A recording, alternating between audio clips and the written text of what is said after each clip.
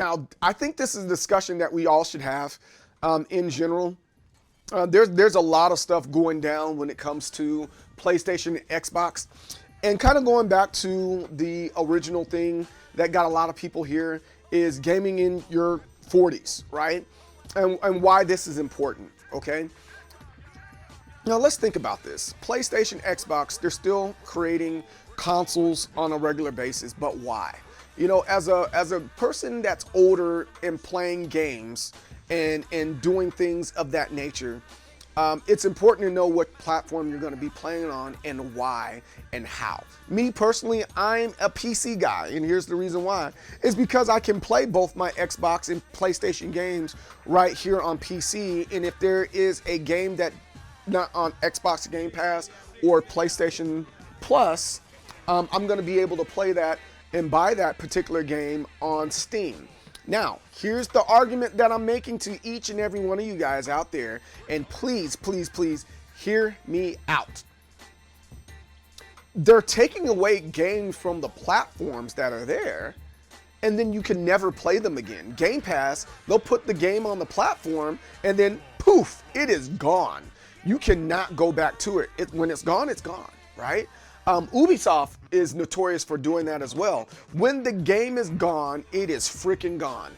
And I don't think that's fair to the consumer. So I'm like, yo, let me get some of those games on Steam when you decide to take it off. Let's talk about Scott Pilgrim versus the World. They took that off of the Xbox 360. We did not get that game until later on, right? Let's talk about some Tekken, for crying out loud. They don't have that backwards compatibility with Tekken right now. So I just really think that's interesting that they're doing that. And mostly, I would also argue it's the price point, right? I'm getting my PC for $2,000 and it's lasted me since 2019.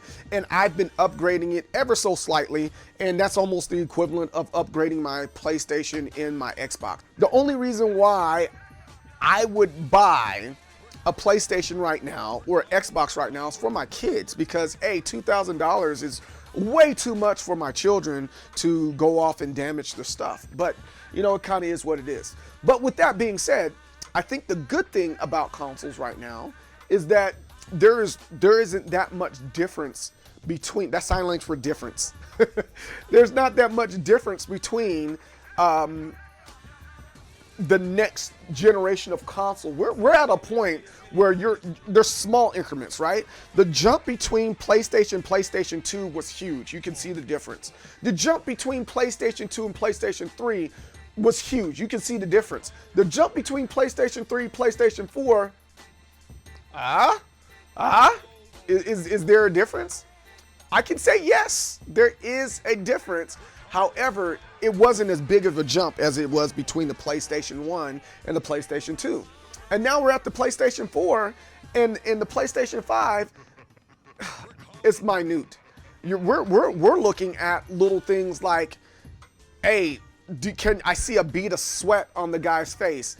Hey, is that water puddle gonna be a water puddle or not? You know, we saw that in Spider-Man. Spider-Man comparison on PlayStation 4 and PlayStation 5. It was literally that. Hey, there's a little bit more debris on the ground, but the game was still playable. Unlike when you saw PlayStation 1 and PlayStation 2, when you saw NBA Live, you're like, yo, these two games are so different from each other. They're not even the same game. That's how graphically better the PlayStation 2 was to the PlayStation 1. And I just think that's really interesting that we're getting to a time to where the graphics aren't they don't almost matter when it comes to gameplay. Now, the processing speed, that's a little bit different as well, because playing Street Fighter 6, for example, Street Fighter 6 on PlayStation 4, playing on PlayStation 5, two totally different games. Like, one's going a whole lot slower than the other, and it's clear that it's going that much slower than the other. And so stuff like that does make sense, but doesn't mean that these games are unplayable. And I think the answer is no. Once I really sat down and really got into PC gaming, my Xbox went out the window. I was like, I have no need for an Xbox, because the biggest thing is the exclusives. And I think that's where Nintendo steps in, right? Nintendo exclusives, the first party exclusives specifically, are hands down the best. Phil Spencer even admitted that Nintendo, hands down, had the best, say for the people in the back, the best stuff out there. All right, so with all that being said, you're getting back to the whole Xbox thing and PlayStation thing. I don't think any of the consoles are dead, but however, when we're seeing that all these things are starting to kind of plateau and even out, it's like the price point meeting up with the graphics is coming to a point. So PCs over here, where it had great graphics, but it was expensive. But then over here, you had other games or other consoles that had okay graphics and it was less expensive. And now it's starting to come to a head where it's like, it's less expensive, but you still can have a quality game. I think that's great. That's amazing. And the question is, what do you want to do with your console? And that's the biggest thing. So right now with PlayStation, again, it's not going to die out anytime soon, but they're already talking about releasing another PlayStation, going on to the PlayStation 6. Me personally, I think they're going to release it 2028. So we have time and so don't worry, don't rush to the store and say, hey, I need to reserve my PlayStation 6 or anything like that. There's no need for that right now. However, what you're gonna want to do is keep an eye out on some of the other things like these handhelds that they're going to be releasing. They're talking about releasing a PlayStation handheld to go alongside and compete with the Nintendo Switch 2. Now that's really, really exciting because the Nintendo Switch 2 is this hybrid. I mean, we already know what the Nintendo Switch is. It's this hybrid console that I think a lot of us love. I think the biggest thing is graphically, it couldn't keep up with everything else. We're not getting those great games like Call of Duties. We're not getting Street Fighter. We're not getting Tekken. We're not getting Assassin's Creed, and the list goes on and on. However, the games that they have are just hands down incredible. And I think one of the big things that Nintendo are going to do based off the things that I've been reading about reading about the leaks specifically, the leaks within the Nintendo space are saying that the Nintendo Switch is going to be backwards compatible. It sounds like they learned their lesson from what they've learned from the Nintendo Wii going on to the Wii U. And I think that's really important. It looks like they're going the route of Nintendo DS, where we had the DS, then we had the Nintendo DS Lite, then we had the DSi, then we had the 3DS, then we had the XL, then we had the 2DS, and the list goes on and how the longevity of the Nintendo DS has gone. If you really think about it, the Nintendo DS is still going. They still have a few games releasing for the Nintendo DS, and that Nintendo DS released back in 2004 almost, right? That was a while ago. And I think that's the same thing they're going to be doing with the Nintendo Switch. And it's going to be common practice and commonplace that these consoles that are out there that we're utilizing and working with and playing on are going to have longevity very similar to those other consoles. Normally consoles are 3 to 4 years, and then they go on to the next one. And that's not uncommon, you know. The space in between the I'm gonna say the PlayStation and the PlayStation 2 and PlayStation 3 wasn't that far off. Same thing with Xbox, right? And we're always looking for bigger, better, and moving on to the next one, right?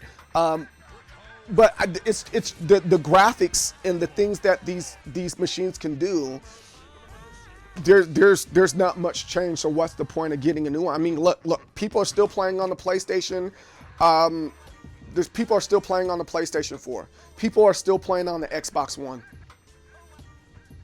Are you mad? I don't think so. It's not bad.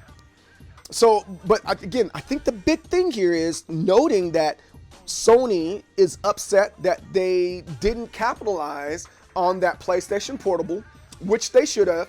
A lot of people speak very, very highly of it, but all it does is stream games, and the games it streams are only the PlayStation games that are there. It can't stream everywhere else, and that's the problem. And then same thing with Xbox. Xbox is going through a similar thing, but we'll get there in a second. I think the biggest thing right now is understanding that Consoles are slowly but surely turning into VCRs and DVD players. It is what it is. If you don't like the way I'm saying that, bite me. Bite me. Like that. I agree. The PlayStation and Xbox, they're about the same right now. You can say it has more sports games or whatever, but at the end of the day, the Xbox and the PlayStation is eventually going to be turning into the modern day VCRs and DVD players, right? And the reason why I say that is because we have things like PlayStation Plus, right? We have things like Xbox Game Pass. We have Steam streaming. We have a lot of stuff there, and I think the answer that's there. I mean, Ubisoft, Riot, they all have their own little thing, almost like Netflix. Does Netflix need a VCR? Does it need a Roku? Does it need? There's smart TVs that allow you to play these videos that you want, and I believe that gaming is turning into that. Xbox already admitted that's what they're trying to do. Xbox Game Pass is still trying to get onto Nintendo Switch. Xbox Game Pass has been trying to get onto PlayStation. They're ultimately, Microsoft, they're not a hardware company. They've always been a software company. So they're trying to put all the software onto other places. Once Xbox figures that out, oh, it's over. Hey, console wars are over. It's gonna be the stream wars. It's gonna be who has the better exclusive games on their streaming platform. Yeah, that's all it's gonna be. Yeah, that's all it's gonna be. It kind of is what it is, and then it's gonna evolve into who has the better handheld device. So right now you have the Ally, you have the Steam Deck, you have the Nintendo Switch. You have the backbone, you have the cell phone, and really, it's going to be a fight. Who's going to be able to get on all of these devices right here? Who's going to be able to get on your smart TV, and who's going to have the better stuff for that? Google tried it, and they have failed. They have failed. Remember, they had the Stadia. They tried it, failed. Technically, Steam failed. They tried it with the Valve box, and there's like, no, we're just going to focus on software. And look, they excelled. They definitely excelled. And I only say this because, I told you, I'll get back to Microsoft. Microsoft was saying most likely, this coming up console is probably going to be their last console. The leak says it's going to be called the Xbox Prime. Why would you call it the Xbox Prime? I don't know. But they're calling it the Xbox Prime. And I have reason to believe it's not going to be this super duper powerful console that's going to be competing with the PlayStation. It's going to be something where, hey, we only got Game Pass stuff. Hey, GameStop, kick rocks. We're not going to sell hard copies of games. We're just going to sell our controllers. But here's the thing. This is the biggest thing that Xbox is bringing to the table.